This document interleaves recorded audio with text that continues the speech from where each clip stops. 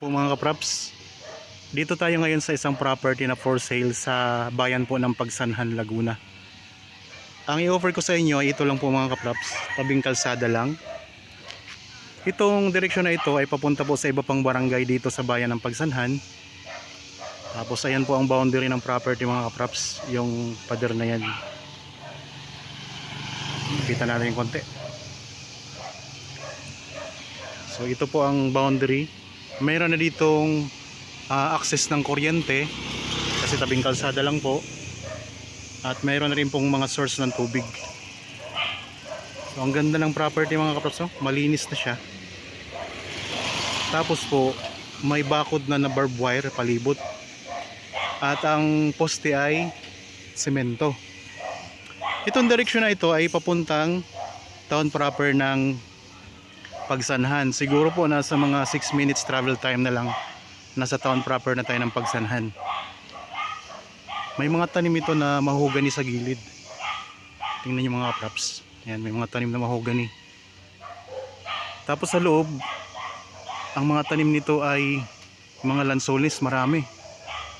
Para mas lalo nating makita, atin pong pupuntahan, papasok po tayo. Ang sukat nito ay 12,250. 12,250 or nasa 1.2 hectares mga kapraps. Yan, meron kayong katabi din na farm mga kapraps. Tapos ito yung pinaka dulong boundary. Ayan, so may mga tanim din po na mga mahogany yan, ang gilid. So yun, ang ganda mga kapraps. Ito bagong tabas lang po, kaya ayos na ayos. Pasok tayo. Okay, nandito na tayo sa loob ng property mga kapraps. So ikutin natin to para makita nyo ang ganda nito. Yan, ang mga bakod nya barbed wire na. Yung mga bakod na yan, tabing kalsada lang. Ayan lang pong kalsada. Ito, ang daming tanim mga kapraps. Income generating property. Puro mga lansones ang tanim nito. Tapos mayroon ding mga tanim na mga puno ng niyog. Excuse me po. Sa mga viewers natin ngayon na naghahanap ng property dito sa bayan ng Pagsanhan, Laguna, ayan, ang ganda nito mga kaprabs. Farmlot, patag na patag. Ikot lang natin ang camera. Yan, puro lansones po yan at mga rambutan ang tanim, mga niyog. Tapos may mga malalaking mahogany sa palibot ng property mga kapraps. Ano? Yan yung palibot niya.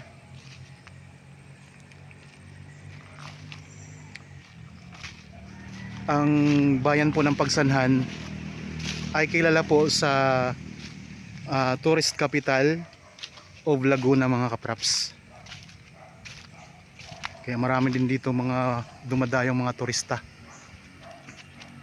Yan, meron ding puno ng dalanghita. Marami pala tong tanim. Excuse me po.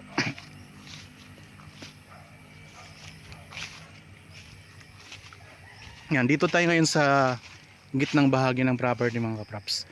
Doon sa gilid, sa part na yon, ang bakod ay semento.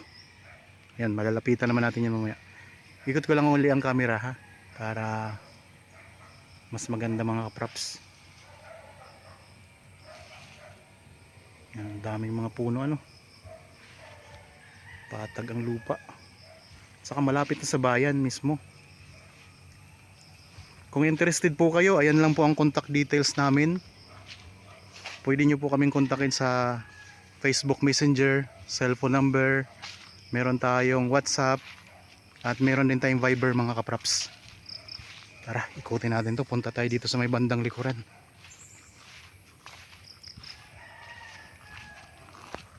Ito, lansones. Ang ganda ng mga lansones dito mga kapraps. At may mga bulaklak na rin.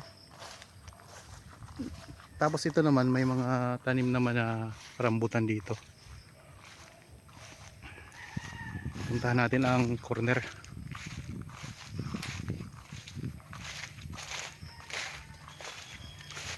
Sa mga viewers natin ngayon na mayroon ding property na gustong ibenta, pwede po kami makatulong sa inyo.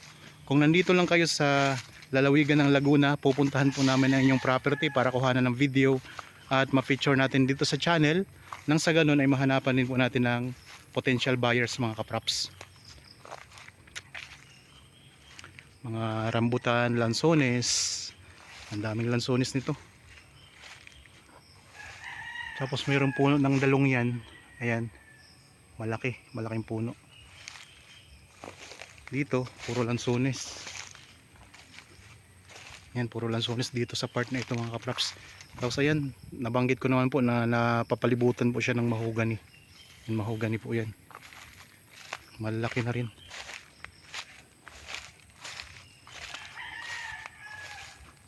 Ayan dito, wala na kayong problema sa bakod oh. Ang bako dito sa kabilang gilid ay sementado na. Tapos meron kayong katabing property din na farm. Tapos may bahay na rin mga kapraps. Ayun, yung katabi ninyo. Bali ang korte ng lupa ay square. Tapos dito medyo may umusli na konti dito mga kapraps. Medyo malawak dito sa part na ito. Ayan. Kasi hanggang dito yan yung pinaka corner nya. Tapos pag ganun umusli siya, lumawak dito sa may bandang likuran. At yan, may bakod na kayo na na sementado. Yan, may mga pa rin, mga mahogany pa rin. Mahogany pa lang ay sulit na kayo dito. Ano yan sa likod? May ilog ba to? Natin tingnan natin.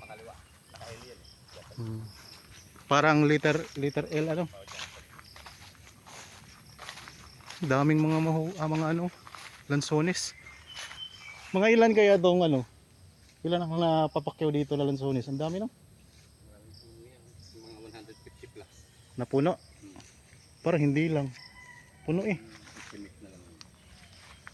Mayroon ding guyabano.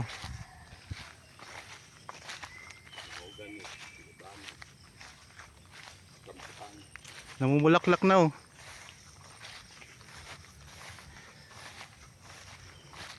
Dito medyo korting L siya. Kasi sakop pa yan mga kapraps dito. Parang binakuran na siya ng mahogany Puro mahogany oh. Yan. Tapos may bakod na rin dito na semento mga kapraps oh. Tapos dito sa may likuran, pinakalikudan, mayroong mga tanim na kawayan. Tara, puntahan natin. Daming mga niyog din. Kaya kumikita na to mga kapraps na property.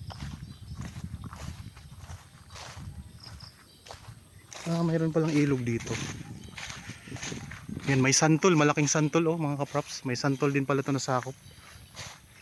Ayan. May malaking santol. Yan yung katabi niya na bahay. Rest house. Yan, pwede din kayo dito magtayo ng rest house. Tapos ito na yung pinaka boundary ng property mga kapraps. Yan. Boundary na to. Pupunta lang tayo sa kasi may nakita akong ilog dito eh. May ilog dito, may pa-slope na konti, pero konting slope lang siya. Tapos nasa ilog na tayo. Ayun. Ayun ang ilog mga kapraps.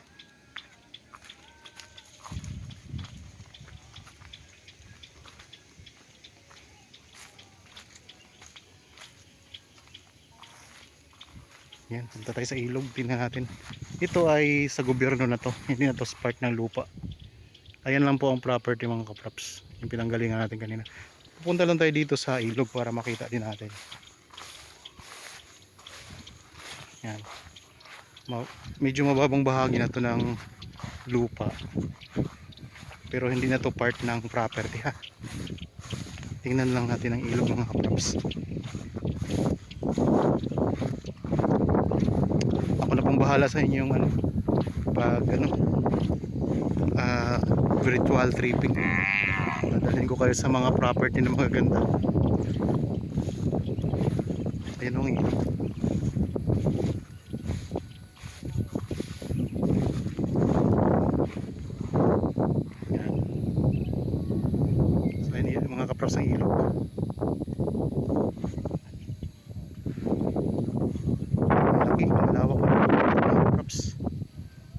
Karugtong na po ito ng ano, Pagsanhan River. Tapos ang property mga kapraps, ayan, yung in-offer ko sa inyo. Hanggang doon po yan. Yun yung pinaka-boundary nito. So medyo pataas po yan na part. Ang ano siya, naka-elevate siya mula dito sa lupang ito. Ito'y mababa na lang eh. Elevated yung property mula dito sa lupa. Yan, ikot natin yung camera uli.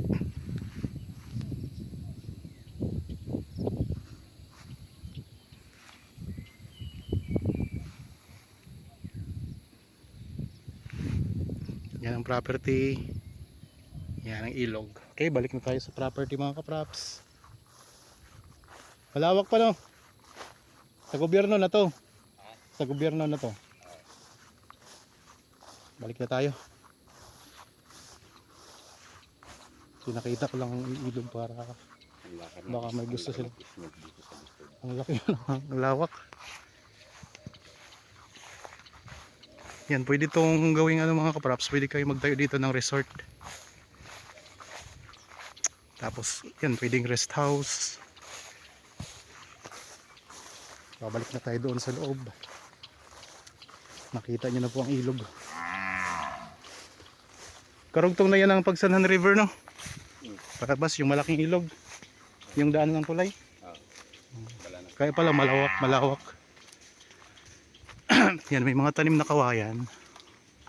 Yan, ito na yung boundary niya ng property na itong papasukin natin ulit. Yan, may mga tanim na rin siya na Carabao grass.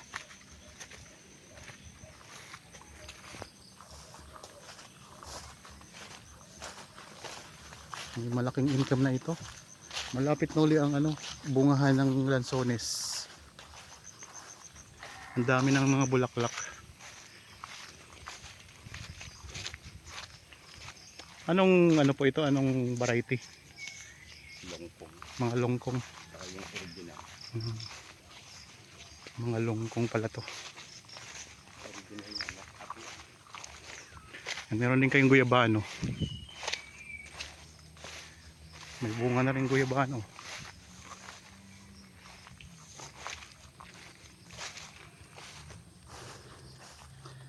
Okay, ang tanim po dito sa loob ng property ay mga lansones, guyabano, may mga rambutan, may santol, mga puno ng niyog, napapalibutan po ng mga puno ng mahogany, patag na patag ang lupa. Income generating na po ito mga kapraps. May part na ang bakod ay semento, kagaya po niyan. Tapos may part na ang bakod ay mga barbed wire. Tapos ang poste po ay mga semento na rin. Kung sa ganda mga kapraps, ay napakaganda nitong property na ito. Kasi tabi lang ng kalsada, pwedeng ipasok ang inyong sasakyan. At ang lapit lang po sa bayan ito. Mga nasa 6 minutes travel time lang yata, estimated ko lang po. Nasa bayan na tayo o nasa town proper na po tayo ng Pagsanhan. Mayroong ilog sa likurang bahagi. Kaya sa mga viewers natin ngayon na naghahanap ng property na may ilog na boundary, ito maganda mga kapraps. Mayroon ding tanim na dalang hita. Ayan. So, talagang lansones ang pinakamarami ditong tanim mga kapraps.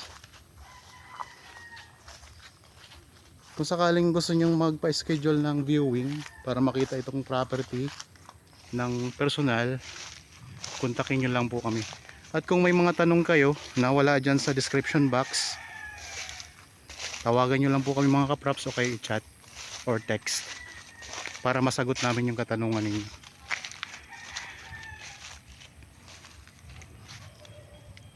schedule ang tripping, tawag lang din po kayo sa amin.